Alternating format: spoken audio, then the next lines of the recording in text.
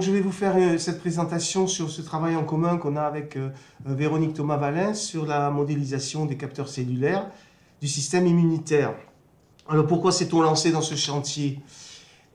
Parce que en fait, la biologie moléculaire a atteint un très très haut niveau d'ingénierie et de technicité, ce qui nous permet d'avoir des vaccins à ARN messager.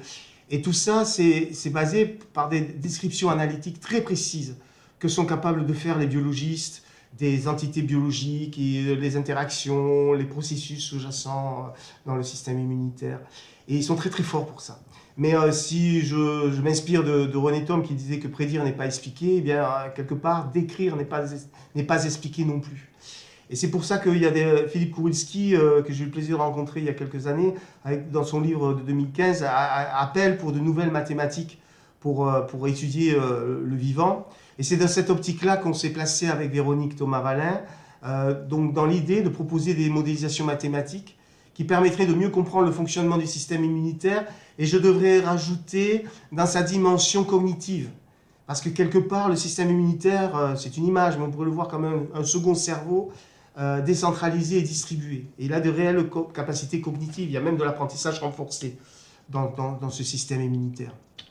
Alors, nous, on est parti sur un principe fondamental en biologie, qui est la dégénéricité. Alors j'introduis ce néologisme ici comme un écho avec ce qu'Edelman et Galli ont utilisé comme vocabulaire, c'est-à-dire le terme degeneracy en 2001. Et c'est quoi la dégénéricité?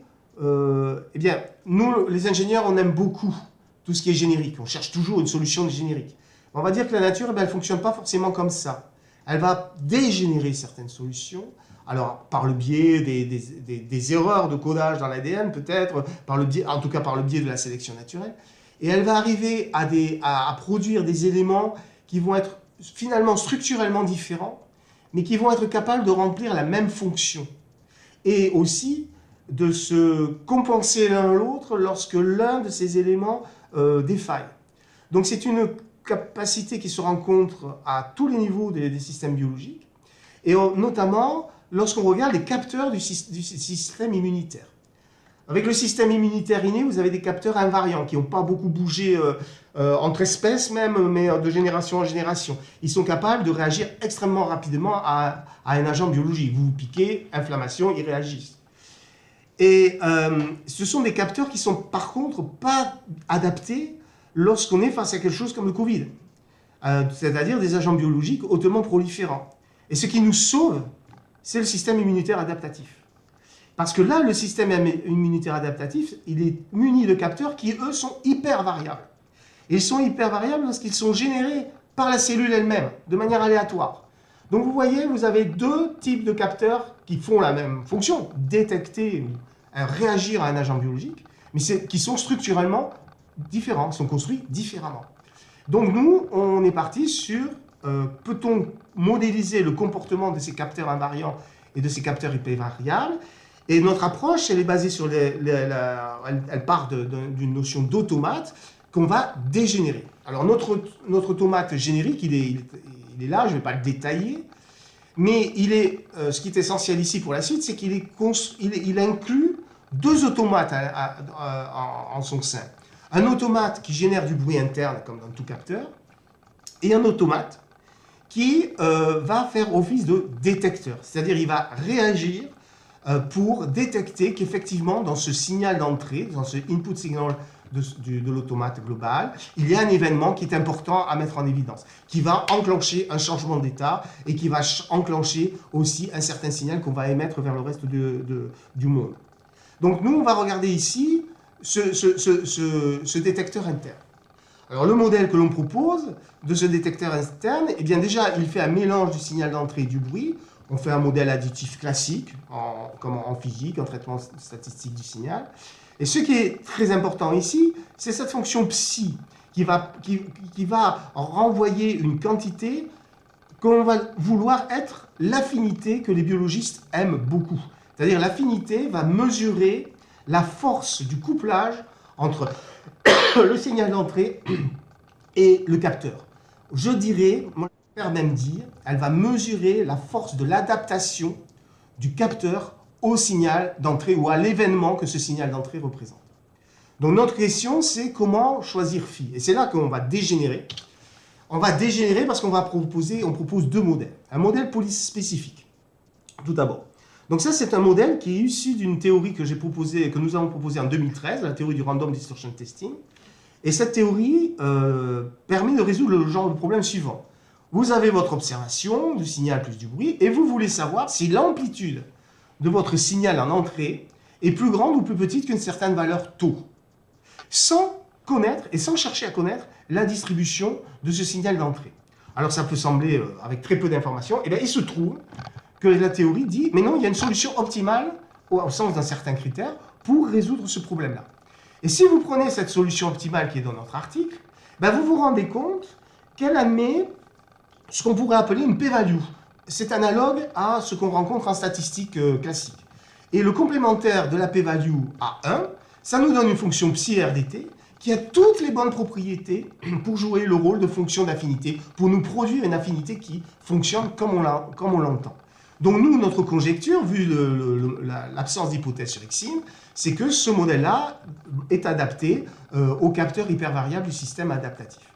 Donc là, vous avez une certaine façon d'être adapté au signal d'entrée. Ben, on va en voir une autre façon d'être adapté avec le modèle spécifique. Et ça, cette adaptation, tous les traiteurs de signaux la connaissent, c'est le filtre adapté. Donc, qu'est-ce qui se passe dans ce cas-là? On a Xine qui est un signal Xi qui peut être présent ou absent à travers donc, cette variable qui vaut 1 ou 0. Et donc, le but du jeu, c'est d'estimer epsilon. On veut savoir si le signal est présent ou absent. Ben, Niemann-Pearson nous fournit la solution en 1933. Comme je vous ai dit, c'est ce qu'on appelle le filtrage adapté. Donc là, on est fortement adapté à la détection du signal Xi dans ce bruit-là. Et là, rebelote, on a un test statistique qui admet, alors pour le coup, une p-value au sens usuel du terme. Et le complémentaire de cette p-value, elle a toutes les bonnes propriétés pour jouer le rôle de fonction d'affinité. Et donc notre conjecture, c'est que ce modèle-là est adapté au capteur invariant du système inné. Alors, bon, voilà les deux modèles. Sont-ils dégénérés? Eh bien, oui, ils sont. Alors, je vais aller un peu plus vite. Je n'ai pas surveillé le temps. Tu me dis, Shafia. Donc, ils sont dégénérés parce que, qu'est-ce qu'on va faire? On va leur demander de réaliser une même fonction. Et cette fonction, c'est quoi? Eh bien, on va leur demander de détecter ce signal Xi, comme le fait le modèle spécifique, mais cette fois en présence d'un bruit externe ou d'interférences qui vont arriver au niveau du capteur. Et donc, notre observation, c'est cette somme de trois termes. Est-ce qu'ils sont capables de dire si epsilon vaut 1 ou 0? Les deux modèles sont capables de le faire, mais avec des performances différentes et surtout une structure différente, parce que le modèle spécifique, il est basé sur la théorie de la vraisemblance, alors que notre modèle polyspécifique est basé sur l'énergie. Je vais résumer tout ça très rapidement. En fait, une des grosses différences qui illustre le fait que ces deux modèles sont structurellement différents, c'est qu'il y en a un qui est robuste aux interférences, c'est-à-dire il va pouvoir faire la détection même en présence de delta, alors que l'autre ben, n'est pas fiable, c'est-à-dire il va faire une détection, mais avec des performances dégradées par rapport à ce que le modèle spécifique est capable de faire lorsqu'il n'y a pas d'interférence. Donc voilà, ces deux modèles sont dégénérés, et on peut même formaliser tout ça à travers une notion, le principe de multiplicité dont je ne vais pas parler, sur lequel on a travaillé pas mal avec mon doctorant Erwan Laurier. Mais là, on va rester un peu méta, mais l'idée principale est là. Alors, en termes de conclusion, ben, nous avons un modèle polyspécifique des capteurs hypervariables du système adaptatif, nous avons un modèle spécifique des capteurs invariants du système inné, très bien, tout ça, ce sont des modèles qui paraissent très raisonnables pour le biologiste.